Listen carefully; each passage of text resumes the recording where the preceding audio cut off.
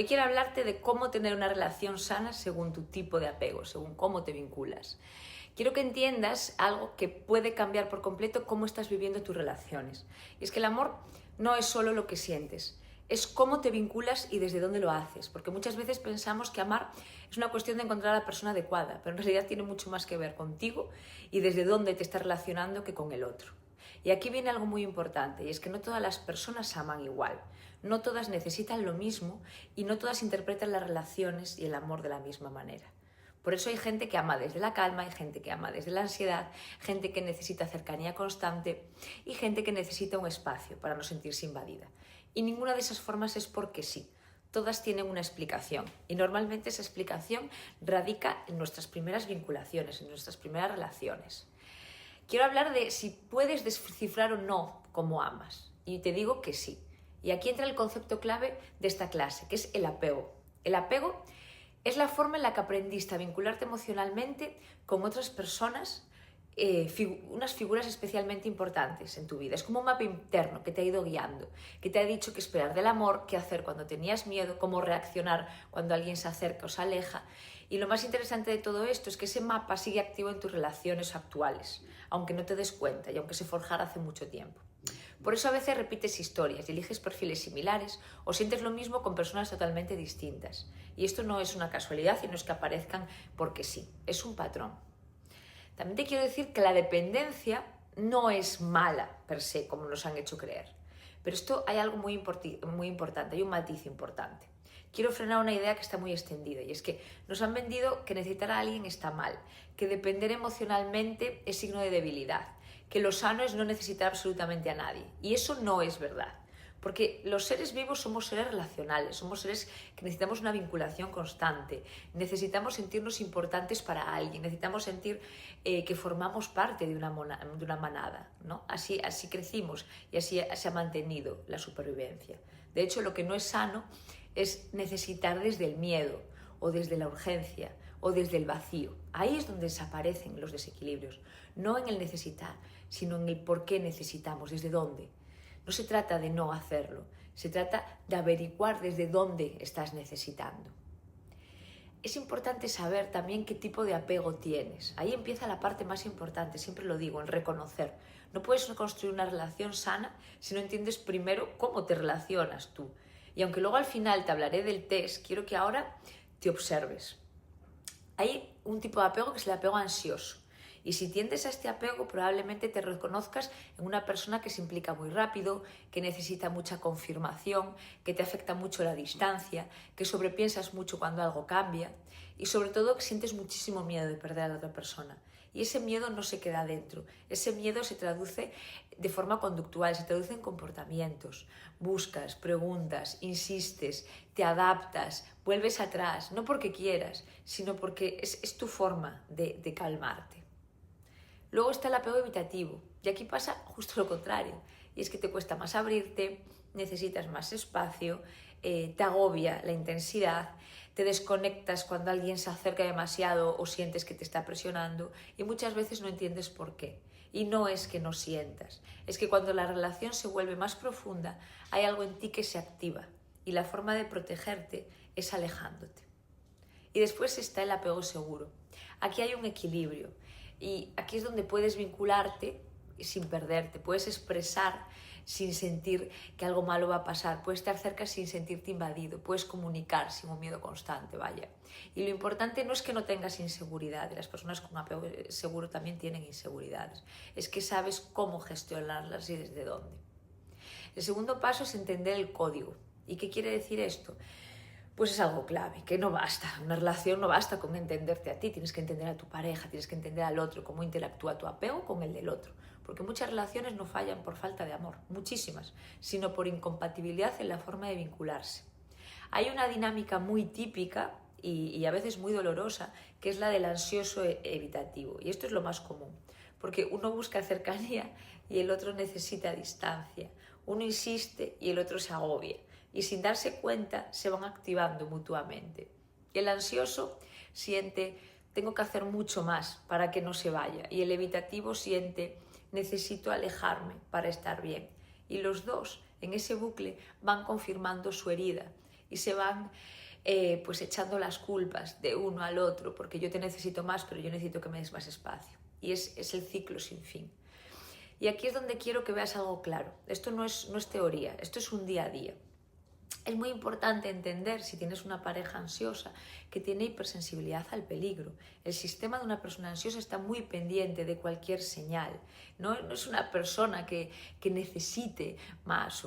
Es que simplemente percibe mucho más los mensajes más fríos, los cambios de actitud, los silencios, y automáticamente su sistema lo interpreta como una amenaza. No quiere presionar, es su sistema que está así activado.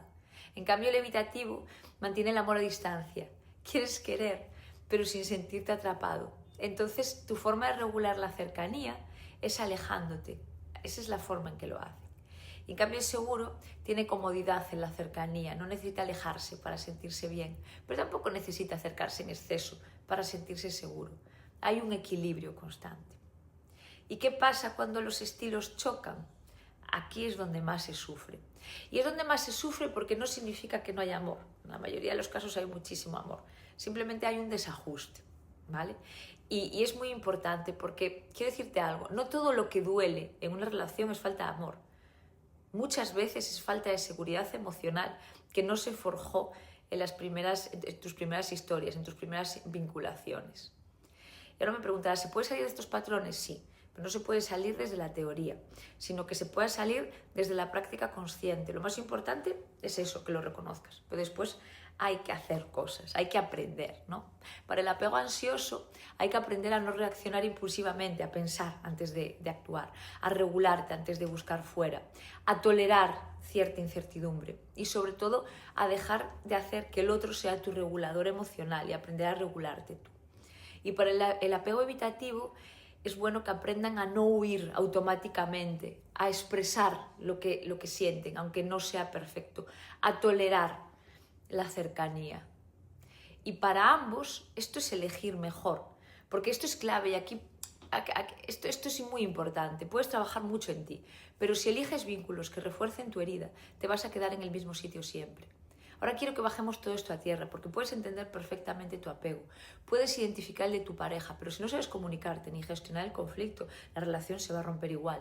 Y es importante porque la mayoría de las parejas no se rompen por lo que sienten, se rompen por este tipo de gestión, porque incluso llegan a aterrizar este paso, llegan a entenderlo cognitivamente.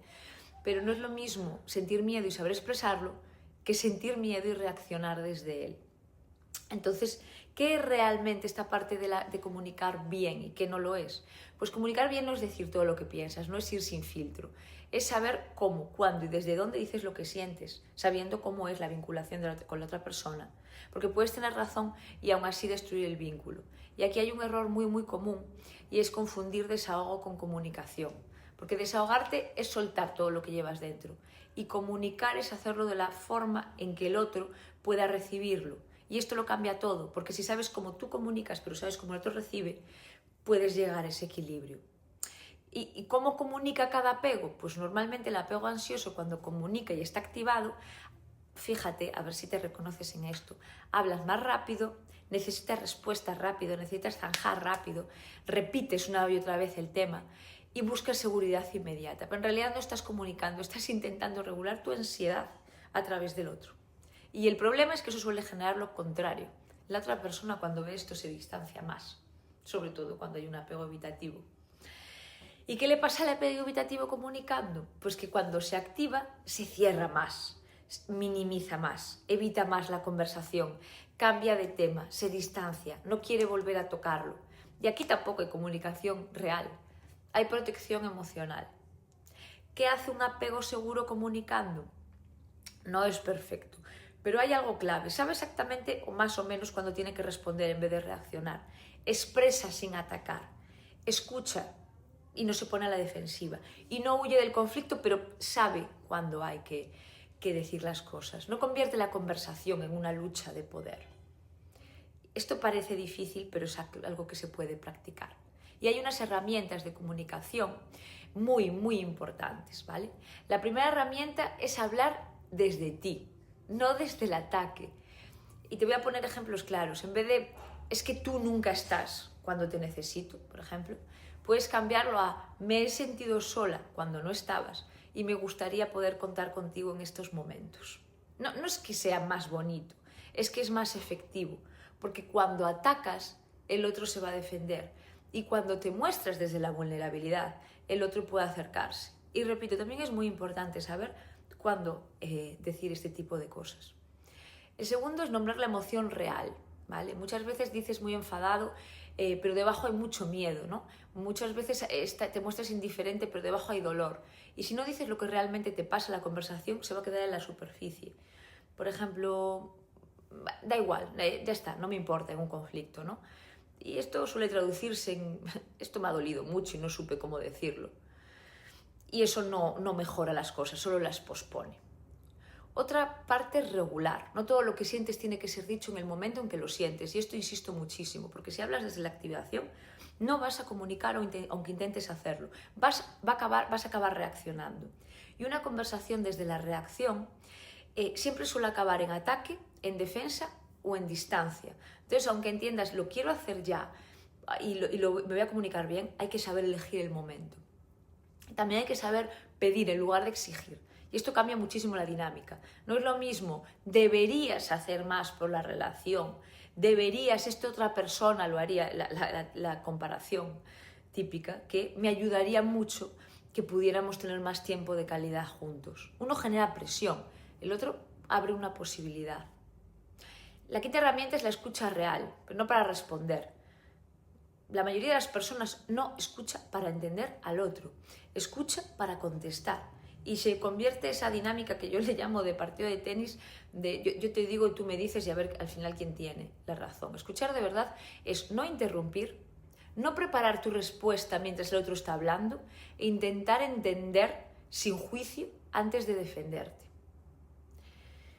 Importante, resolución de conflictos. Primero hay que entender qué es un conflicto, porque un conflicto no es un problema. El conflicto es un choque entre dos necesidades y el conflicto entre los seres humanos es algo natural, es algo real. Y esto es importante decirlo claro. No se trata de quién tiene razón, se trata de qué necesita cada persona. Aquí el error más típico es convertir el conflicto en luchas de poderes, en juicios, en ataques personales, en yo estoy haciendo más por ti que tú por mí, en yo tengo más razón y tú menos. Entonces deja de ser un conflicto y se va convirtiendo en mini rupturas, en miniatura. Porque aquí realmente estás desconectándote del otro para intentar conectarte contigo de una forma absurda porque se ha perdido, ¿no? la dirección de la pareja. ¿Vale? El problema no es decir tú eres el problema, es tenemos un problema. Y esto baja muchísimo la tensión. Es decir, en el momento que hay un conflicto es importante recordar y tener esa metacognición, ser capaz de ver de somos un equipo, si queremos seguir siéndolo. Otro es validar antes de solucionar. Esto es oro. Antes de intentar arreglar algo necesitas que el otro se sienta entendido. Por ejemplo, entiendo que para ti esto ha sido importante. Y eso no significa que tú estés de acuerdo. Significa que estás validando lo que siente el otro. Estás validando que entiendes que para la otra persona igual arreglar eso en ese momento no podía ser. Pues lo entiendo. Y sobre todo reparar después del conflicto. Y esto casi nadie lo hace y es clave. Después de discutir, es importante acercarse. Hablar de lo que pasó, reconectar, no pasarlo por alto. Porque si no reparas, el vínculo se va a desgastar porque va a volver a la situación una y otra vez. Y no todo se resuelve en caliente. Algunas conversaciones necesitan pausa y esto es importante decirlo así. Pausar tampoco es evitar, ¿vale? Pausar, como yo le llamo, es tiempo fuera. Es elegir no hacer daño desde la activación. Hay cosas que no se pueden solucionar ya. Importantísimo, en momentos de tranquilidad, acuerdos concretos. Las relaciones no cambian con intenciones, cambian con acuerdos. No lo vamos a hacer mejor, vamos a mejorar, esto no va a volver a pasar. Eso queda en teoría mojada. Pero es a partir de ahora, cuando pase esto, vamos a hacer esto en concreto. Y si hace falta, se escribe. Porque si no, va a volver a suceder y es muy desgastante. Es muy importante, según tu tipo de apego, saber cómo gestionarlo. Si eres una persona ansiosa, tu trabajo no es hablar más. Es pensar más y hablar mejor desde la calma y no sobrepensar. sino relajar, bajar y hablar desde la calma. Si eres evitativo o evitativa, tu trabajo no es protegerte más ni inhibir la conversación, es atreverte a quedarte y a escuchar al otro sin que eso te genere presión interna. Si quieres una persona más segura, tu trabajo es sostenerte, es comunicar claro en el momento adecuado y es saber elegir bien los momentos, las palabras. Una relación sana no es la que no tiene conflictos. Los conflictos están ahí. Eso no es una relación sana. Es la que sabe atravesarlos sin romperse. Y eso no va a depender solo de cuánto amas. No vale con amar, no vale con quererse. Va a depender de cómo te comunicas cuando la cosa se pone difícil. Ese es el verdadero amar. El resto son los cuentos. Si todo esto te resuena y si te has visto en cómo reaccionas, en cómo comunicas, en cómo vives los conflictos, he creado un test de apego que te va a dar más claridad sobre tu forma de vincularte. No es teoría, es algo muy sencillo, muy práctico, muy directo y al menos te va a dar una orientación, te va a ayudar a entender exactamente qué te está pasando en tus relaciones. Si quieres recibirlo, escríbeme al WhatsApp, te dejo todos los links allá abajo y te lo envío. Y a partir de ahí empezamos a construir relaciones más sanas de verdad.